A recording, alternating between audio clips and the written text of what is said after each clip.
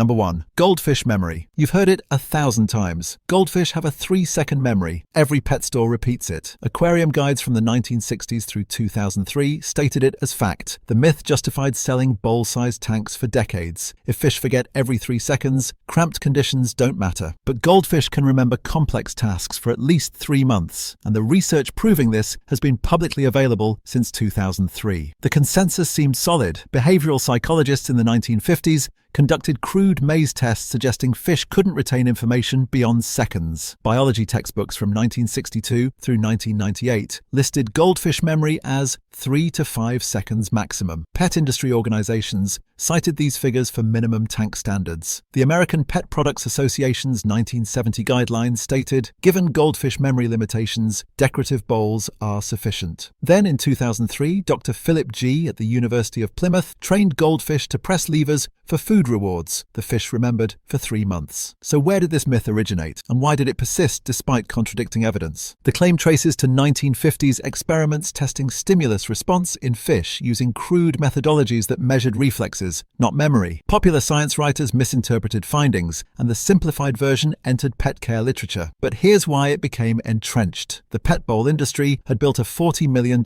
market by 1980. When Dr. G's 2003 study demonstrated 3-month retention, it was published in academic journals but never translated into consumer materials. Major chains continued printing the 3-second claim through 2015. As of 2023, 7 US states still use curricula listing goldfish as 3-second memory examples. Here's what the actual research shows. Dr. G's 2003 study trained goldfish to push levers at specific times. Fish recalled timing after 3 months. McEwen University in 2009 showed goldfish could navigate mazes and retain routes for 5 months. Tel Aviv University in 2017 showed goldfish could distinguish human faces for months. Marine biologists now recognize goldfish possess spatial memory comparable to many birds. Yet PetSmart continued printing guides with a 3-second claim through 2015. This research has been peer-reviewed and available since 2003. Dr. G's study appeared in Applied Animal Behavior Science,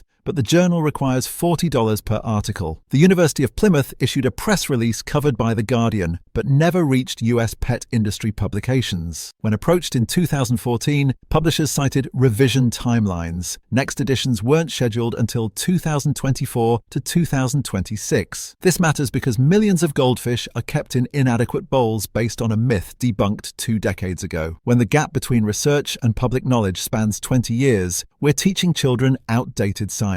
And this same pattern of curriculum lag is exactly what happened with myth number 2. But that outdated calculation is nothing compared to what veterinarians have been correcting for 30 years. Number 2. Dog aging formula. 1 human year equals 7 dog years. The formula appears in veterinary textbooks from 1953 through 1999 and over 200 million search results. Insurance companies calculate coverage rates with it. The 1-to-7 ratio has been accepted science for 70 years. But dogs don't age at a consistent rate, and veterinary researchers have published corrected formulas since the 1990s. The foundation appeared reasonable. In the 1950s, researchers observed average dog lifespan was 10 years. Human expectancy was 70. Divide 70 by 10, you get 7. Veterinary textbooks from 1953 to 1998 listed the 1-to-7 ratio as standard. The American Veterinary Medical Association included it in public materials through 2002. Then in 1997, Dr. David J. Waters at Purdue published research in the Journal of Gerontology showing dogs age rapidly early but slow after maturity. The linear formula couldn't account for this. So where did this originate? And why did it persist? The 1-to-7 ratio came from 1950s veterinary attempts to create relatable frameworks. Early veterinarians observed lifespans and created a simple rule. The calculation wasn't based on biological markers, it was mathematical convenience. But here's why it became entrenched. Pet insurance had built actuarial tables around 1-to-7 by 1975. Recalculating would require comprehensive overhaul. When Dr. Waters published his 1997 research, it remained in academic circles. The American Kennel Club listed 1-to-7 through 2019. As of 2023, most adoption paperwork still references 1-to-7, despite AVMA updating guidelines in 2019, a 22-year lag. Here's what the research shows. Dr. Waters' 1997 Purdue Purdue study tracked 3,000 dogs, showing dogs aged 15 human years during year 1, 9 years during year 2, then 4 to 5 years each subsequent year. UC San Diego researchers in 2019 used DNA methylation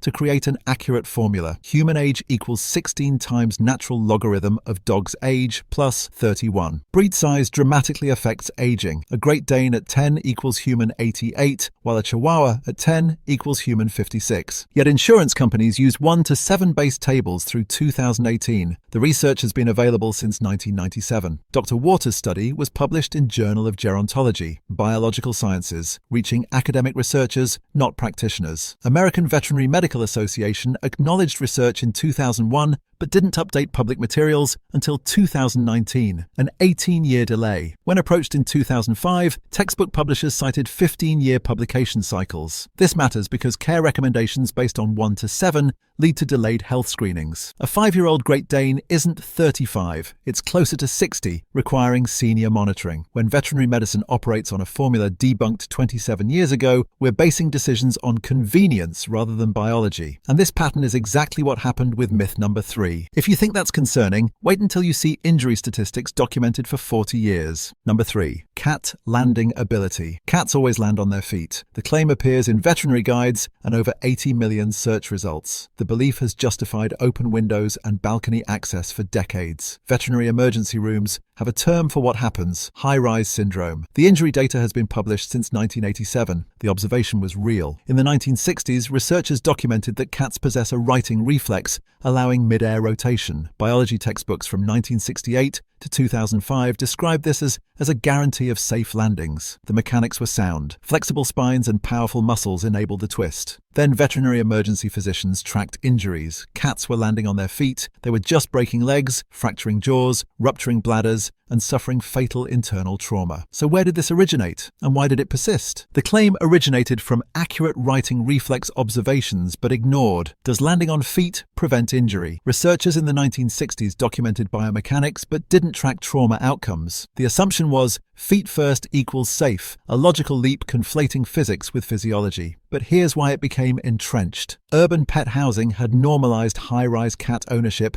by 1980. When Dr. Gordon Robinson published high-rise syndrome in cats in JAVMA in 1987, documenting 132 cats falling from 2 to 32 stories with 90% injury rate, the study remained in veterinary literature. The ASPCA continued listing cats as naturally suited for apartments through 2016, without mentioning fall risks. As of 2023, adoption agencies describe cats as low-maintenance apartment pets without window safety protocols. Here's what the research shows. Dr. Robinson's 1987 JAVMA study tracked 132 cats admitted after falls. 90% required emergency treatment for fractures, internal injuries, or trauma. A 2004 follow-up in Journal of Feline Medicine documented 119 additional cases with similar patterns. Cats land on feet, then they suffer broken limbs, shattered jaws, pulmonary contusions, and bladder ruptures. The reflex is real. It's not protective above 6 feet. Yet adoption guides continued describing cats as safe in high-rises through 2018. Robinson's research has been available since 1987. Dr. Robinson's 1987 study was published in Journal of the American Veterinary Medical Association and read by veterinarians, but not pet owners or adoption counselors. The American Association of Feline Practitioners issued guidelines in 1992, but these never became standard adoption advice. When approached, shelters cited concerns about reducing adoption rates. NYC Department of Health didn't add window safety to guidelines until 2019, 32 years after Robinson's study. This matters because thousands of cats suffer preventable injuries annually based on a myth conflating reflex with protection. Emergency veterinarians have treated high-rise syndrome for 37 years, while adoption agencies continue placing cats without safety protocols. When reflex documentation is separated from outcome data by 37 years, we're celebrating biomechanics while ignoring broken bones. And this pattern is exactly what happened with myth number 4. But that oversimplification is nothing compared to a cartoon character's 80-year influence on rabbit health. Number 4. Rabbit diet. Rabbits love carrots. Every children's book shows rabbits with carrots. Every pet store display features carrot graphics. Bugs Bunny cemented the association into 80 years of culture. But carrots are high-sugar vegetables causing obesity, dental problems, and digestive issues when fed regularly. And rabbit veterinarians have been correcting this since the 1990s. The foundation seemed sound. Wild rabbits occasionally eat root vegetables when scarce. In 1940, Warner Brothers animator Bob Clampett created Bugs Bunny munching carrots as a parody of Clark Gable's carrot chomping in It Happened One Night. The studio didn't consult dietary science. They were making a film reference. But the character became one of America's most recognizable figures. Pet rabbit guides from the 1950s to 1990s listed carrots as ideal based on cultural familiarity, not nutrition. Pet food companies developed carrot products, generating $65 million annually by 1995. Then, veterinary nutritionists documented obesity and dental disease in rabbits fed carrot-heavy diets. So where did this originate, and why did it persist? The Rabbit-Carrot Association originated from a 1940 cartoon satirizing Clark Gable, not biological observation. Wild rabbits are opportunistic feeders consuming carrots if available, but natural diet consists of grasses, herbs, leafy greens, high-fiber, low-sugar vegetation. Carrots contain 4.7 grams sugar per 100 grams, equivalent to candy for rabbit metabolism. But here's why it became entrenched. The pet food industry had built product lines around carrot treats by 1980. When the House Rabbit Society published dietary guidelines in 1998, recommending carrots be limited due to high sugar, information circulated among rescues but never reached mainstream stores. Major retailers continued carrot-prominent packaging through 2018. As of 2023, most elementary curricula still use rabbit carrot imagery, despite 25 years of correction efforts. Here's what the research shows. Dr. Susan Brown's 1996 research in Journal of Small Animal Practice documented that rabbits fed carrot-heavy diets showed significantly higher obesity, dental malocclusion, and gastrointestinal stasis rates compared to hay-based diets. A rabbit's diet should be 80% grass hay, 15% leafy greens, 5% vegetables or pellets. When a 2-kilogram rabbit consumes a 50-gram baby carrot, it's proportionally equivalent to a human eating 3 candy bars. The House Rabbit Society's 1998 standards recommend limiting carrots to 1 thin slice per day as occasional treat. Yet pet store materials continued listing carrots as favorite food through 2019. Brown's research has been available since 1996. The House Rabbit Society's 1998 guidelines were distributed to veterinary clinics and rescues, reaching specialists but not general owners. When approached, major retailers noted carrot products